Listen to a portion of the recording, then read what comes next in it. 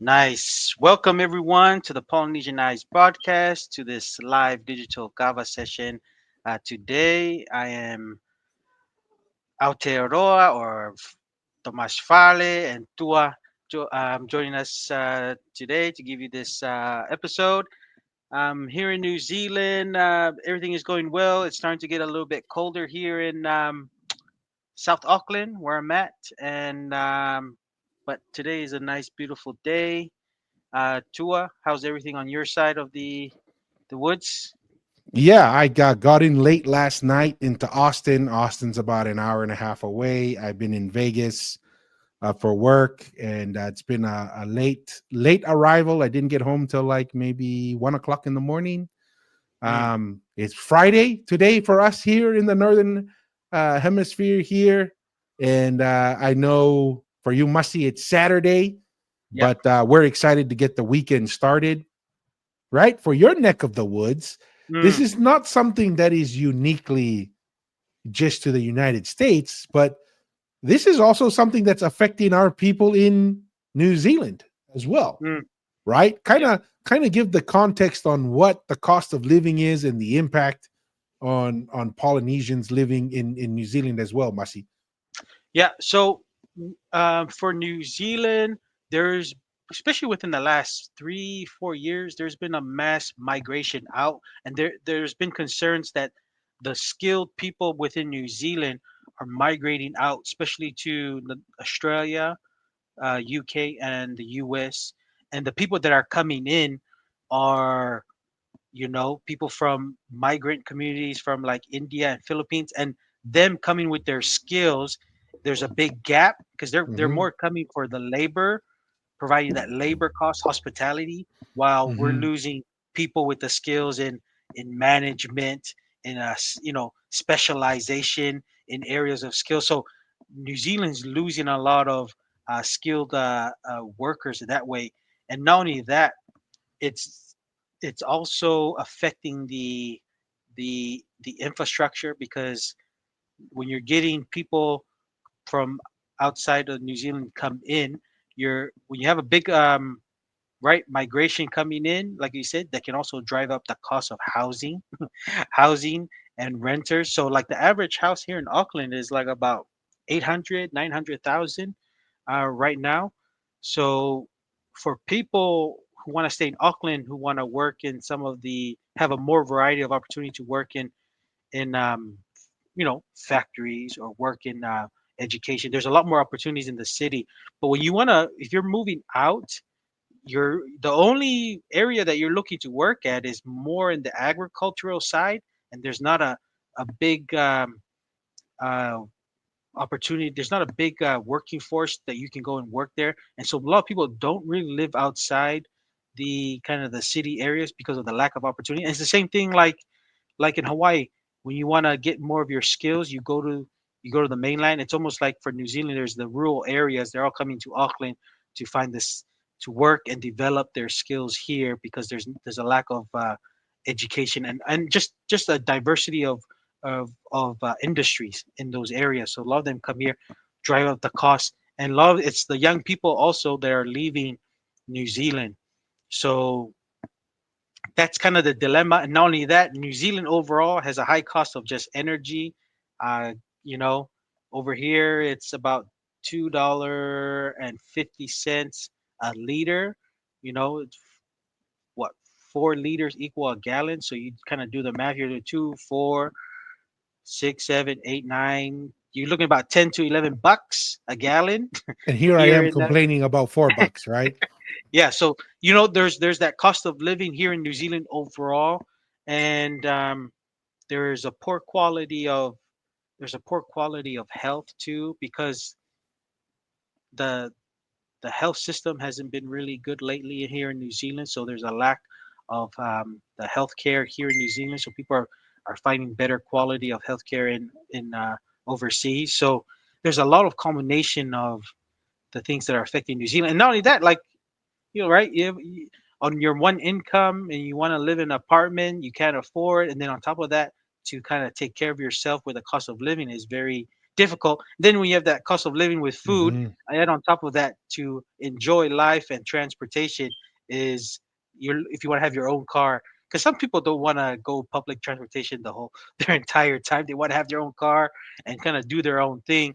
But in order to have your car, you're looking to pay 10 to 11 bucks a Yeah. gallon. So those are some of the stuff that's a bit difficult here in New Zealand. Why a lot of people are actually leaving. And remember, people that are coming from India, the Philippines, when they come here to the cost of living, they can absorb it because this is still a huge, this is a Upgrade. positive upgrade from where they're coming from, right? So it's also the mindset. And then over here, they're like, the young people, they can't afford to do what they want to do, so they're willing to take the risk to go to a new country and kind of start all over again instead of doing it here in New Zealand.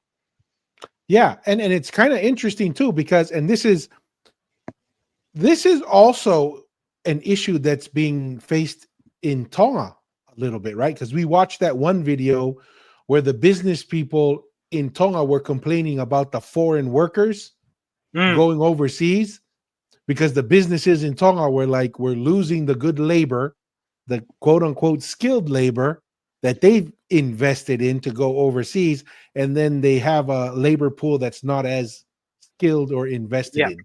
So this is kind of like a whole issue that's not just the US, not just in Hawaii is part of the The US, gl- but within Hawaii is the island, but in New Zealand. And I think it is all these things I think is one of the drivers of why the pain is getting to the point that people are somewhat willing to try new things. This is why you have a dramatic shift in the politics in the US. You're seeing a dramatic shift in the politics around the world, including New Zealand, right? In New Zealand, mm, they're saying it's the most far right government they've had in decades, even mm, though from the US perspective, it's still pretty left. But for New Zealand standards, it's pretty far right. Same things happening even in Tonga, right? There's a mm, shift in the government just because the pain points are pretty painful and people are expecting the government to provide solutions.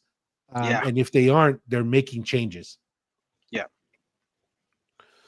So, yeah, I mean, just I thought that was kind of interesting. That was kind of on the top of my mind with the relocation and seeing some of these videos online. We were going to watch a video on the New Zealand flight, but I think we're going to skip it and we're going to go Yeah. into some social media commentary, Let's go. Let's some go. Let's questions, go. right? And this individual that we're going to look at here just happens to be the freshest. We're not picking on anyone. We get a lot of activity on all of the social media. We are Yeah. slowly marching towards 1,000 viewers on YouTube. We are slowly getting there. We'll probably break 700. Some people is like, oh, you only have 700. For me, Oh yeah. considering this is something we do because we enjoy as a little, side hobby. we Yes, we for we sure. celebrate the little things, right? And we're getting close to 2,000 on TikTok. And so today we're going to talk on a comment on TikTok Okay. because this seems to be something that I don't know if we'll ever be able to move on from. And I promise we're not like not trying to move on, but it just keeps coming up, right? Hmm. Over and over again. So let me put it this way, just like the forest fires in California, as long as there's a fire that keeps popping up, we're going to keep fighting that fire, right? Yes. Even Yeah. though it gets boring and we're tired of the fires, it's the same fire. But, anyways, Yes. we're going to address, let me pull it up here, something that never seems to end, right? It's the Tu'i Manua, the never ending, never failing to just not go away. Um, it's I don't know, and we're gonna discuss this again. Because we're dealing with years of Tu'i Manua Empire existing. That's why. Exactly. That's Right? why. Like, Yeah. I mean, I would highly recommend to our viewers to go and watch the episode that we did on oral history Do you Mm. remember that one, Mussy, that we Yes. did on oral Yep. history? This is exactly the kind of stuff that we're talking about, that the oral history alone provides a very shaky ground to be on, Yeah. right? Um, and so this is, I'll read this. Can you see this, Mussy, at all? Yep. Yep. I can see Yeah, it. go ahead and just read that top paragraph and kind of go into that bottom one. Okay. Um, and then we'll go from there. All right. There is little doubt. I think that Manua was the first island to be peopled, not only of this group, but also of several other groups. All tradition seems to point to that. Tu'i Manua, I believe, claims to be the was it signier? Is that how would you say that to him? Signier of Where's, let me see. claims to be where it says Matua in brackets in the Yeah, I top. don't know what that. Yeah, senior. Okay, I'm not familiar with that signier. word. Okay, of all the Tuis of all the Tuis in these seas, including Tui Tonga and Tui Fiti. The Tongan tradition goes far to confirm this. They give the following account of the origin of Samoa and Tonga. Maui or Ti'i went to Tui Manua to beg from him a bonito hook, Tui Manua. So yeah, Yeah. anything else? So yeah, we'll pause right there real quick, right? Hmm. We see this thing, and I want to revisit this idea that we looked at on the oral history study that was done on a pretty decent size of oral history in Samoa, right? And there were three things that were drawn from that. Number Hmm. one, how unstable it is to base something purely on oral history. And I didn't know this, but this is a prevalent problem in Ha'amoa. And Mm, what is this prevalent problem? The oral history and the diversity of oral history, that you have a legal system yeah. to address oral history disputes. Like this is let's just call it an epidemic of oral history. Okay, Mm. that is so bad that you have to set up a legal system to try and navigate You oral histories. decipher which one is has some more Yes, truth to it or not. Yeah. exactly. And then in the example of the study, they gave a real life example on how fake oral history is built. And here's the example that they showed. There is a family dispute on a piece of land, Mm, right? And the person, one person who may not have any legitimate claim to the land, mm, but doesn't want physical conflict, but wants to position, they know that for themselves they will never be able to have claim to the land, but in order to position their children or grandchildren to mm, potentially lay claim on the land, they create a fake oral history.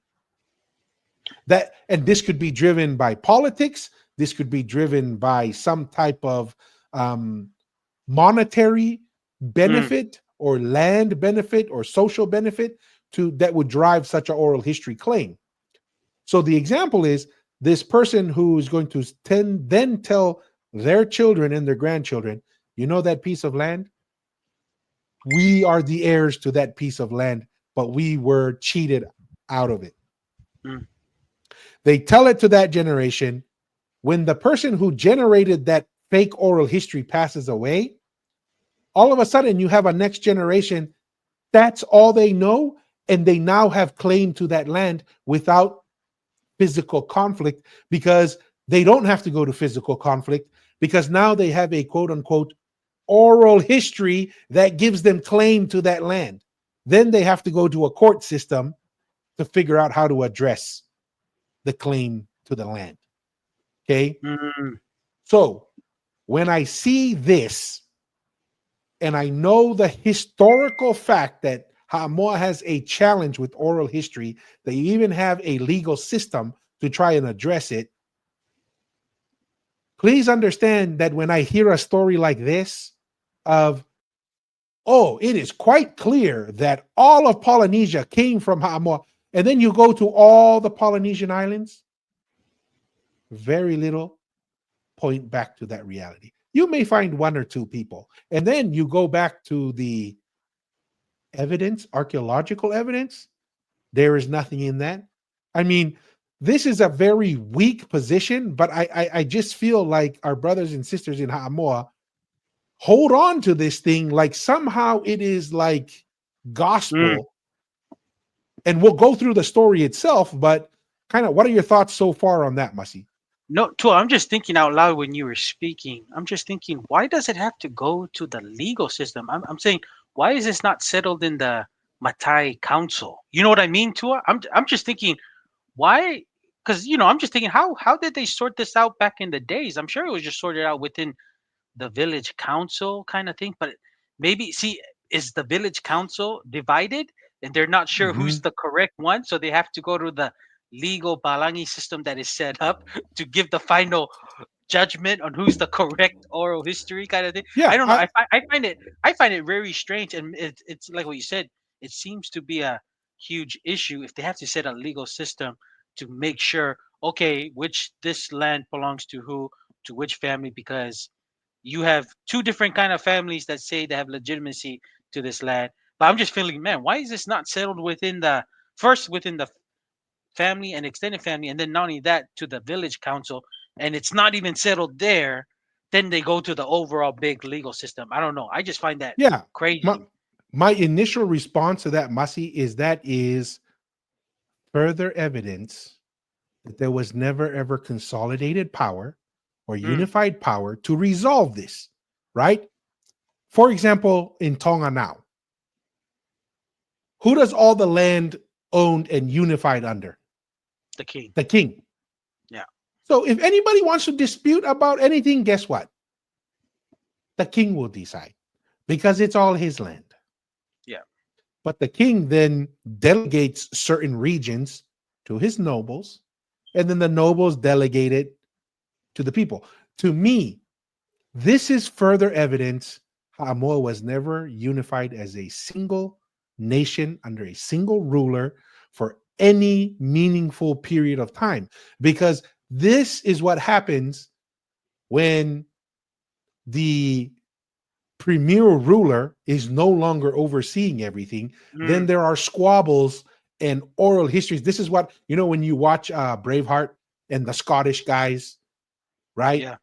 They haven't been under any consistent leadership for long periods of time. All they have is, this is my genealogy of why I'm the Yep. heir, and this The guy, next king. the Mm, next guy.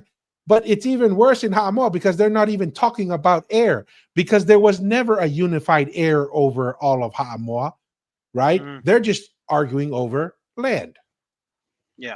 right? And so to me, the reason why this squabble exists is further evidence of to why the Tu'i Manua was never this all unifying power in Ha'amoa. Mm, mm. Okay. All right. No. Yeah. Yeah. Interesting. Interesting.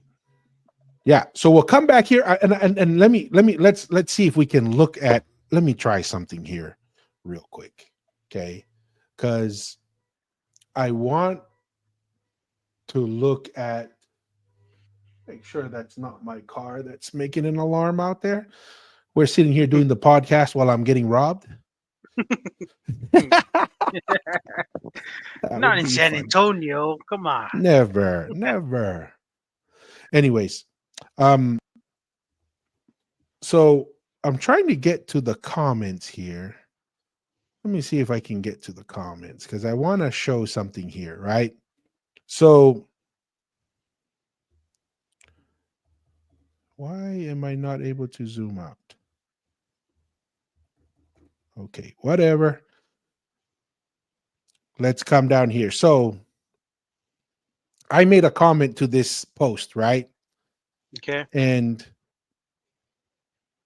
I said, I will give Tu'i Manua has all the stories for sure, but that's about it, right?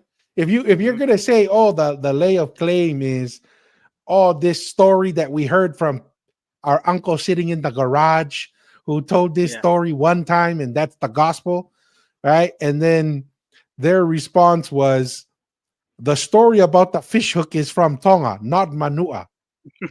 Okay, so that's supposedly the claim that they have here is, no, this is a story from Tonga. Well, number one, who says that that one story is the one that all Tongans agree to, right? Yeah. Because Yeah. Tonga is not exempt from people making up stories of oral history, making it for entertainment value, or even if you're asking the person, they could tell you a lie. Oh my goodness. I have a video we have to watch now. But any What's the comments on, video? I'm gonna No, it's no. hilarious. Okay. No, no, that was just my thinking that it's pretty crazy that these stories are like, especially the dispute of oral history, especially with land that's relatable to in Ha'amoa, that it's not settled within the village council. To me, that really blows my mind. So to me, they're within the village council. It's either they don't want to deal with it because one, maybe there is um, certain sides of different families, so they just leave it to a legal system to make the judgment, so they can be exempt. I don't know. I just find it interesting that village councils don't sort this out, but it makes sense why there's such huge disputes when, right, you're not in a society that was centralized power to kind of give you, okay, this person is wrong, this person is correct, settled, kind of done. But Yeah. it's kind of like the way of the Ha'amoa style. There's always a little chaos a bit happening when you get multiple people who have um, giving different stories, kind of thing. So Here, to me, that's very interesting. yes. Let me give, I'm gonna share a video, and as a disclaimer, I'm not trying to be rude, but I saw this video that's blowing up on social media right now. And I feel like this is the Tu'i Manua story in a modern context. Okay. Um, Okay. let's watch this video, Masi, and see if you can see why I'm saying this is the Tu'i Manua in the modern context. How I fell for a man who wasn't even real. He lied about everything: his name, his age, his job, his family, his entire life. I was in really deep, and I'm currently pregnant with our child. I'm due in a week. But, we had made plans for our future and our life together, but it was a future that was built on the foundation of all his lies. I had no idea who I was really dealing with. He created a world of fake accounts and fake people and fake stories, and was manipulating me in ways that I couldn't even see. And the lies were so fucking big that when I realized, they really rocked my entire reality. So now I'm ready to share everything, and how he's conned me and how he gaslighted me and how he's been doing this for years to other women. And I know you're going to wonder, how didn't I see it? Was I blind? But before you judge me, just hear me out, because this could happen to anyone, and I'm about to expose the truth. So wait for part one of my story coming soon. This is Okay. Okay. That is crazy. Okay, Masi, That is it's going to really get crazy. even worse. So just so people can understand, oh, just because this story, trust me, there are sophisticated storytellers out Yeah. there. Okay. Now we're gonna watch a longer video because I think as we were talking about the Tu'i Manu, I was like, dude, this is a perfect example of how a quote unquote oral history with no concrete evidence, someone Mm. just telling a story and you just listening to it and basing your whole worldview on that, can result in this, right? So Mm. let's watch this. I mean, it's, to me it's worth All listening to. right, part Yeah. one. The way I'm going to do this story is I'm going to take you right back to the beginning, and I'm going to tell it in the timeline of how it unfolded and how it happened for me. So we're going to go right back to the start.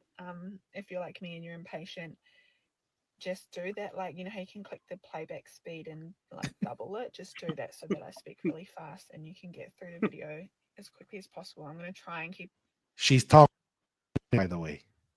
Wait, she's what? She must be like she's Tongan. She's probably like half caste Tongan, maybe New Zealand or Okay, something. But okay. she's Tongan. She has a video where she talks about why is the Nifocola so important to Okay. Tongans and stuff. So I was like, oh yeah, wait, this girl is Tongan, I guess. And the guy is a Tongan too.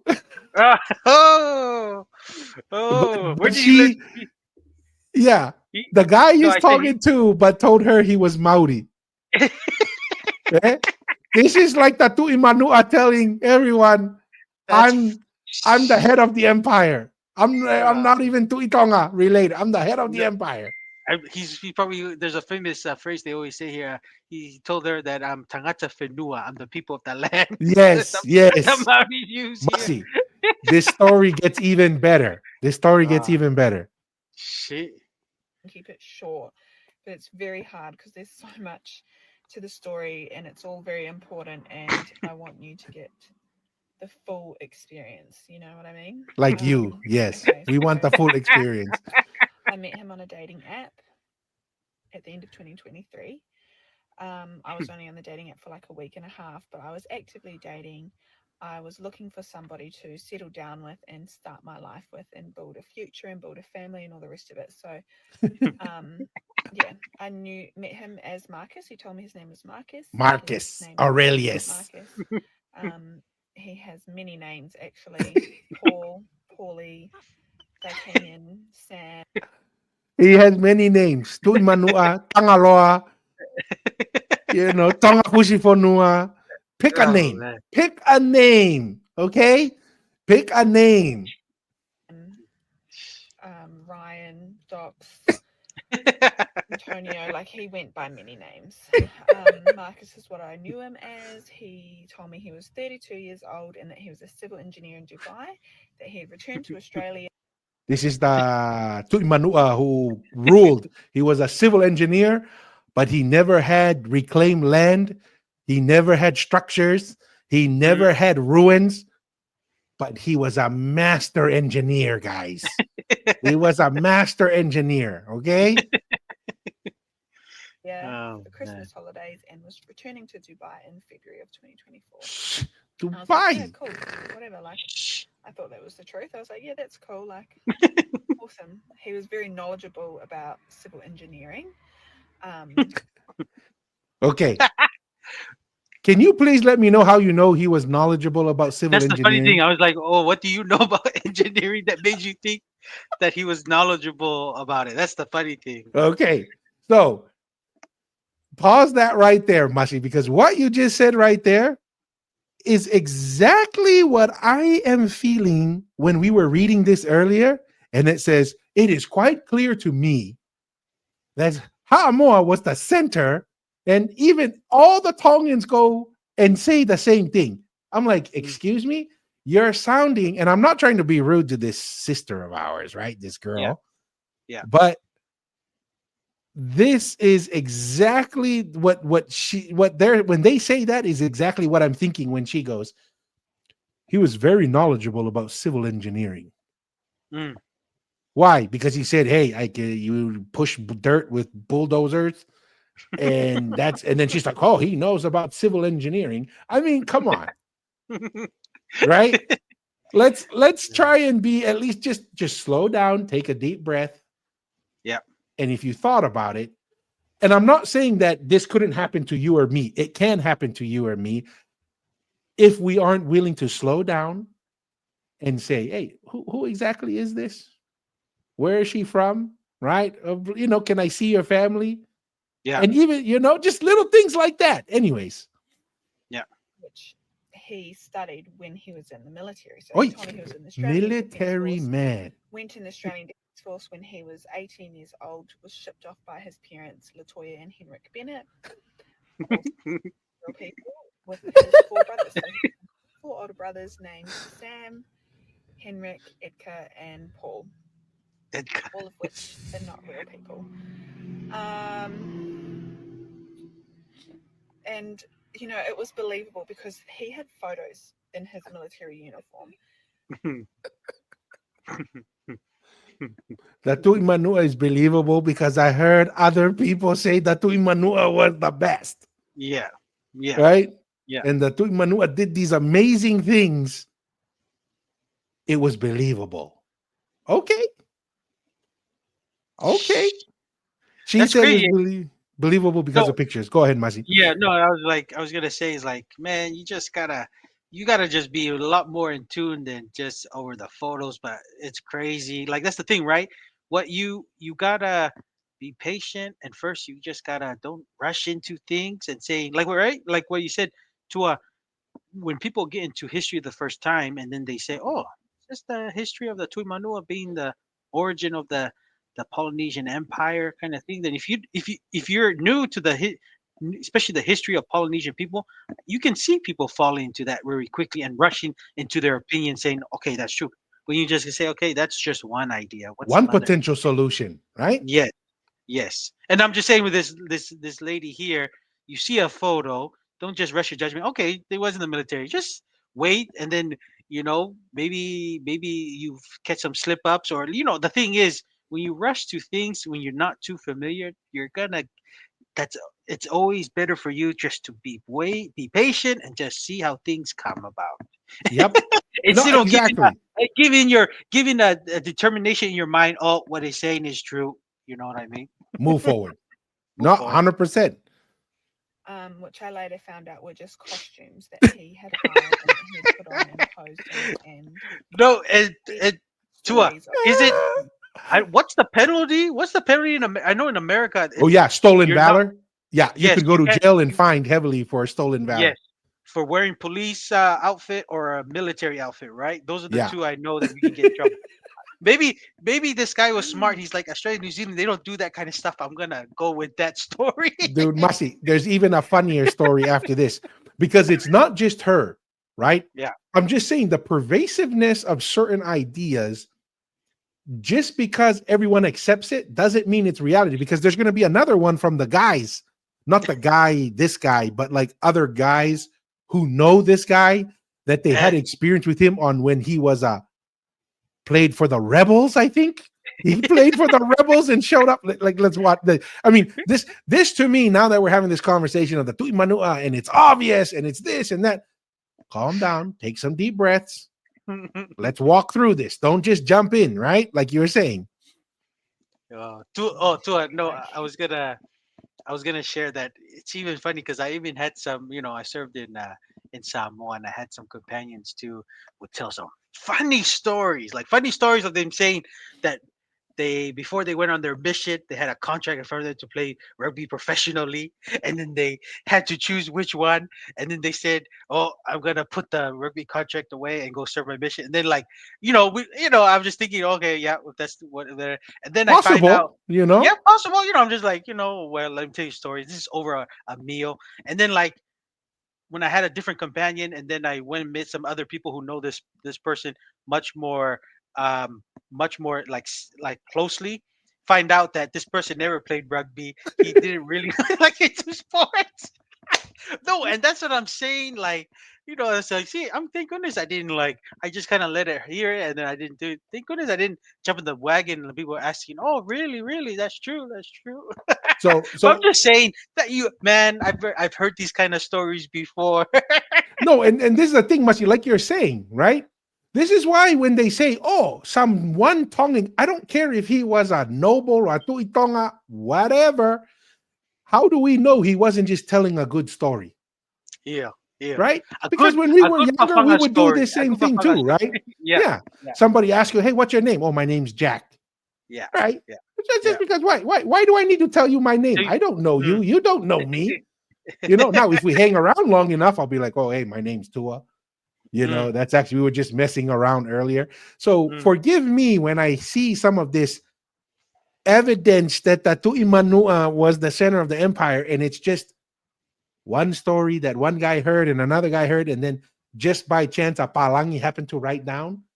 yeah. Please forgive me if I say, is this Marcus Aurelius who went Mm, to Dubai kind mm, of situation or what? Like I'm sorry if mm, I just don't buy into it. Now, if Marcus Aurelius he shows up or takes me to Dubai or whatever. I see him on CNN or what. Okay, maybe, right? Maybe we're taking this a little seriously, but please forgive me if I don't jump in all the way like this sister right here, and go from there. But yeah, let's finish this video, Vasi, and then we'll Okay. watch the other one too.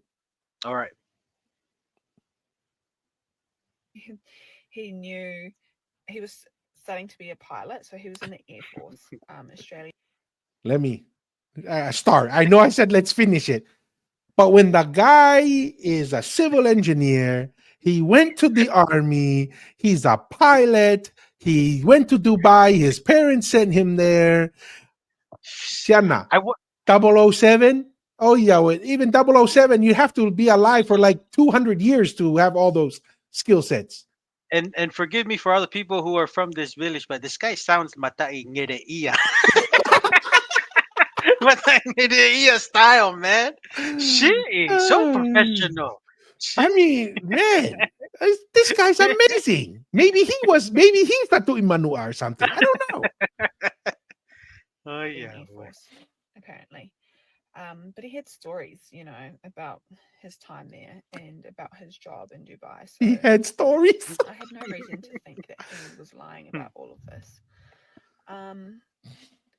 Yeah, he told me his parents were Latoya and Henrik Bennett, that they lived in Sanford. And yeah, we started dating. Like, I wasn't super interested in him at the start. He wasn't really the type of guy I would usually go for. I've never dated an Islander guy before. I never go for them. I stay away from them because And yeah, Well, you should got have stayed fooled this away. one. Yeah, you should have. When No. when it came to go on your principle, you should have stuck to it. Sorry. And you fell It away from wasn't- your principle. See? Yeah. When it sounds too good to be true, it might be too good Yeah. to be true. till we went on a few dates and that we had a conversation around like emotional and mental maturity and I am like a deep and meaningful kind of person. I am not for small talk. I like deep and meaningful stuff. So when we connected on that level and we shared, what our expectations are in a relationship and what failed in past relationships that we did, and when we connected on that level, I was like, wow, this is really cool. Like, it seems like a very genuine connection. I don't know where to go from here. Hang on. Anyways, what are your current thoughts? And then I'm going to pull up in the background this other video.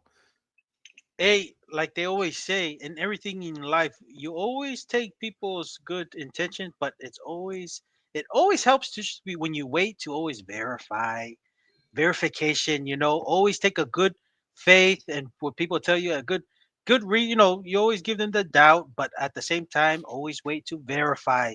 Verification is a big Trust but verify. yes. Trust but verify. Have Yeah. faith, but in a give them the benefit of the doubt, but at the same time, always verify everything they say. In a much doesn't mean you have to do it right then and there, just over time, but just don't show Yeah. all your No cards rush. yet. Yeah. Right. But it's sad because this person looks like it reminds me of sometimes I don't know. Sometimes women are like that a little bit, they can, and it's not a bad thing, it's a good thing when and right, but you can always get the people with bad intention that can figure out, oh, this person is very into, when they want to find a deep and Gullible. connect, Yeah. gullible, and they give you, it's like, oh man, gotta be very careful, very careful. And it seems like she was a good lady and good everything. It's just, man, you just met with a person with a bad intention. You met a guy who can give you a really good oral history. Yeah? And you And didn't say, give you the proof that's been yes, fabricated. yes. This is someone who gave you really good oral history, but didn't have any ruins to, Mm. It and was not enough other people and it was on to justify yeah, it. not a real ruin, but he has pictures of this ruin that was built Yes. recently in 2023. Yeah. Nobody ever saw the Tu'i Manua's ruins, but they heard. Everyone Yes, heard yes, that the great navigational skills, but nobody saw it, but they heard it. heard. So, I mean, and just to come back to this, this is not just this sister as either, right? There are other people who fall to this, but the difference between the young lady's experience versus this guy's experience, there was a requirement to deliver the goods, Mm, and the guy didn't deliver the goods, right? Like, mm. he did not deliver the goods. So let's listen to this guy. So this guy, this is a podcast. They're talking about this guy, right? So let's listen to this. I drug you with him. Paulie Hello, aka Paulie Docs. Yay! Ah, Hilarious. This could be a hilarious one from the guys who yes. know the guy perspective, man.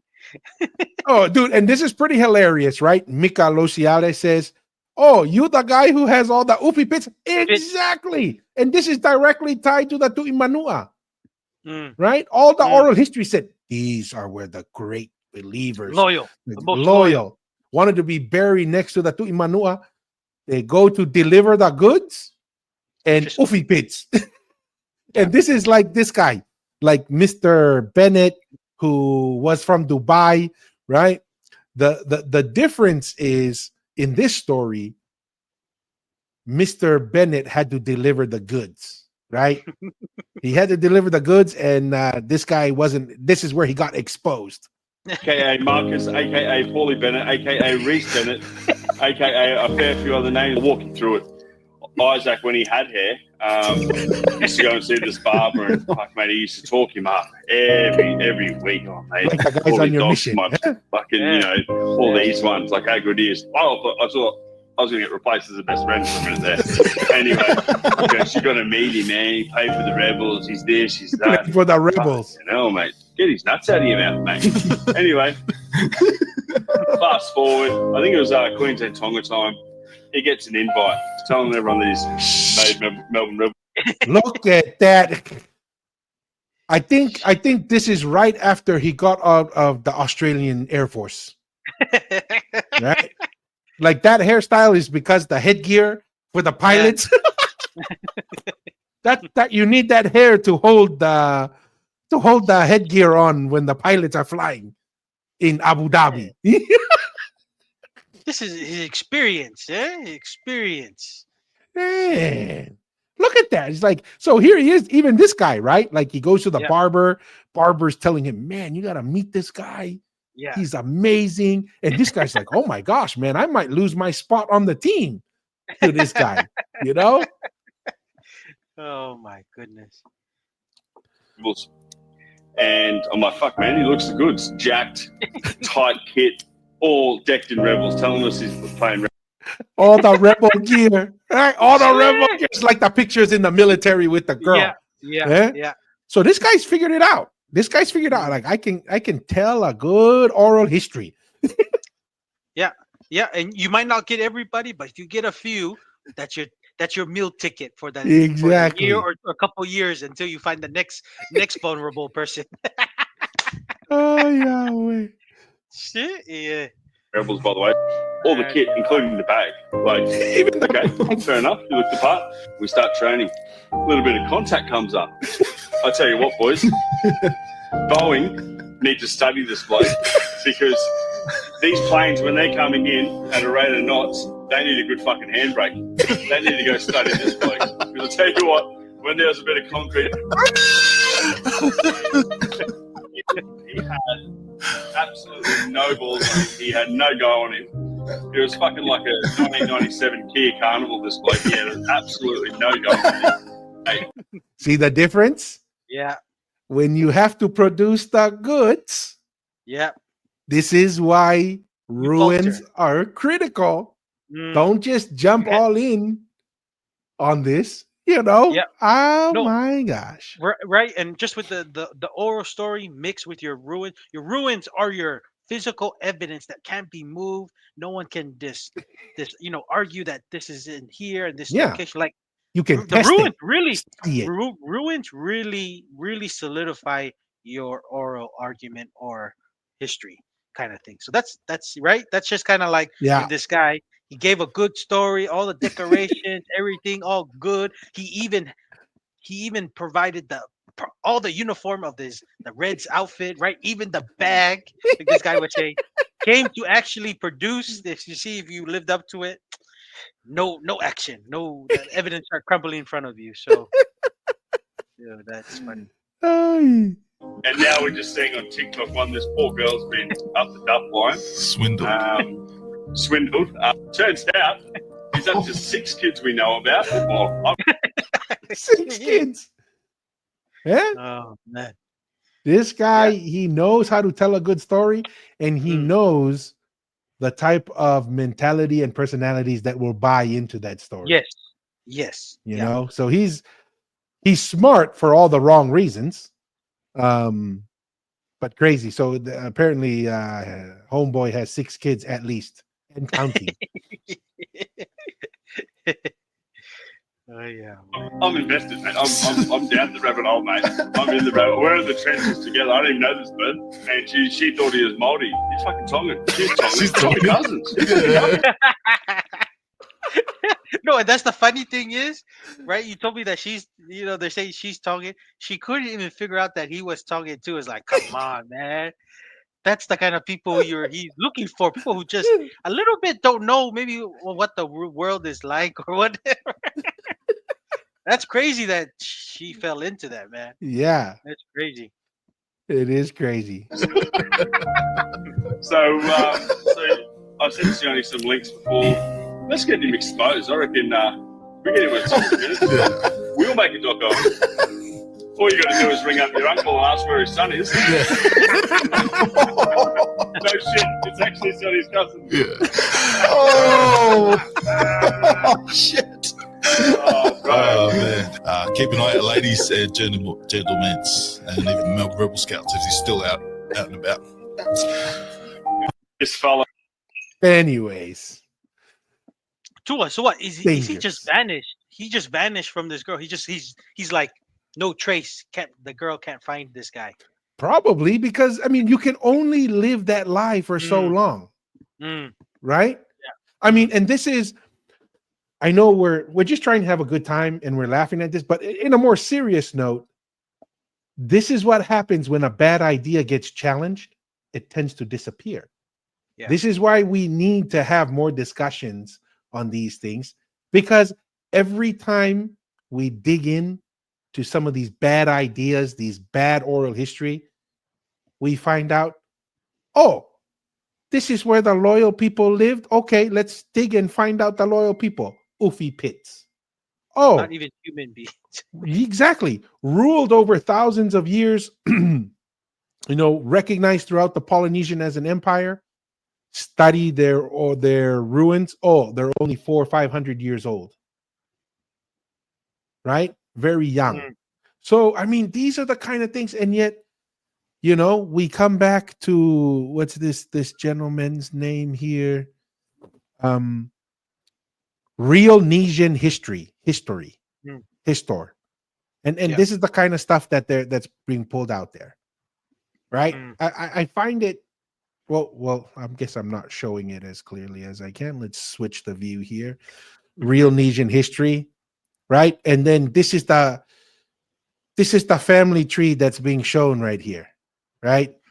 Ha'amoa comes from there, and Tonga and Uvea come from here.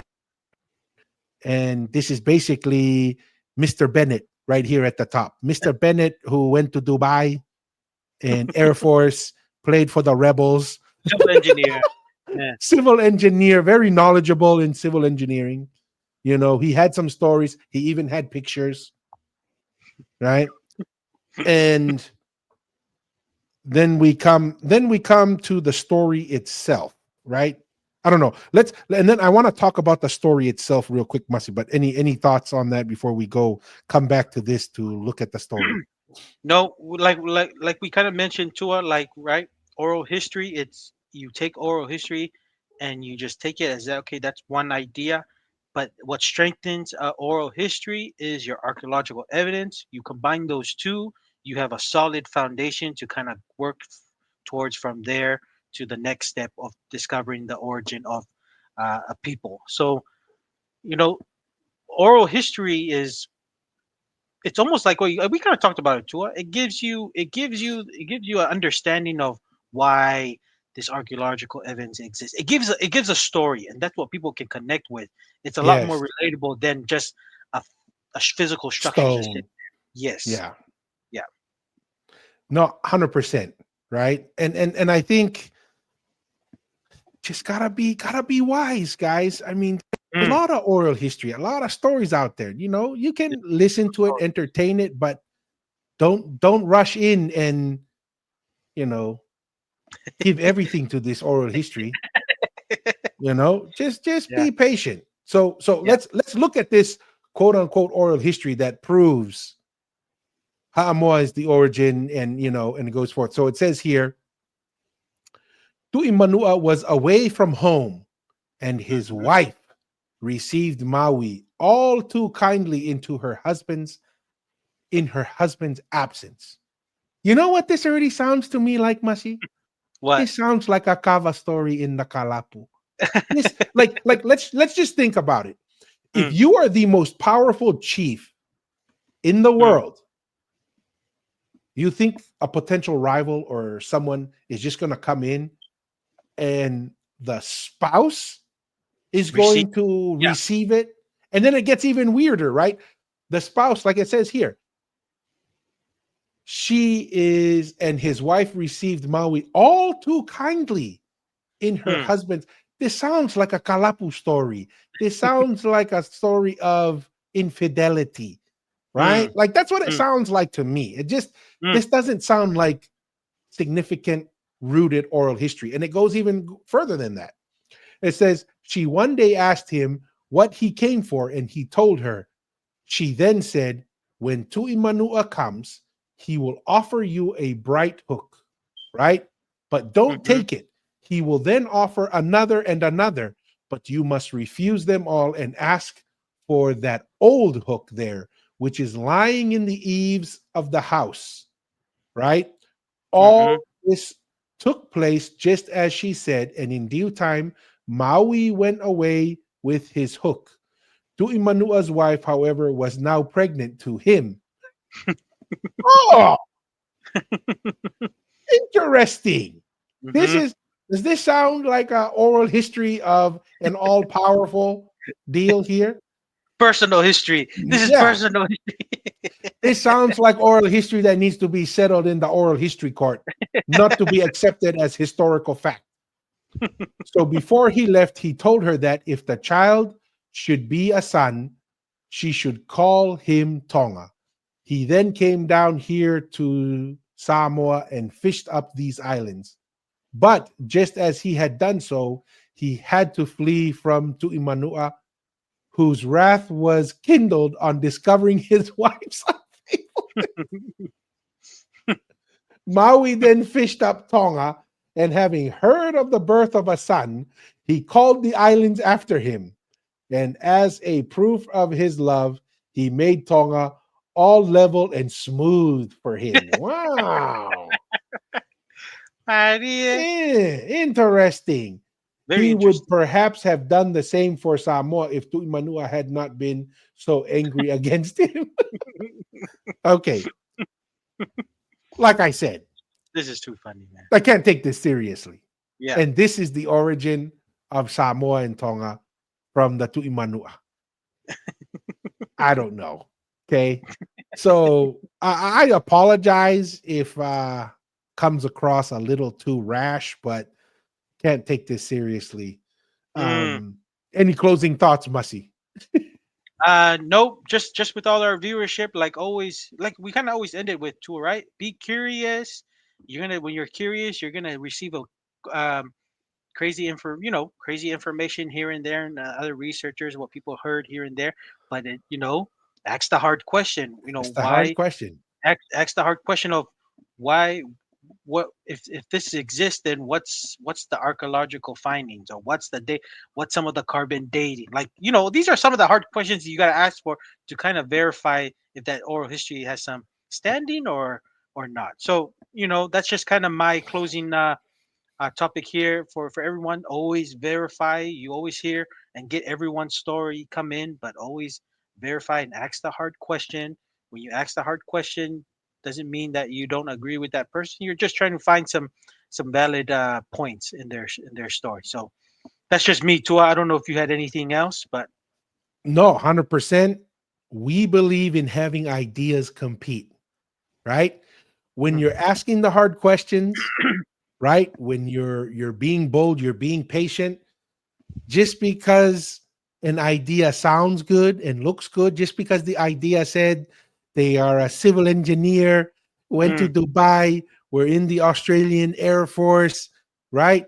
Played on the rebels, be like, oh, okay, okay. Ask the questions. Okay, so if you have done all these things, how come you're not married already? Right?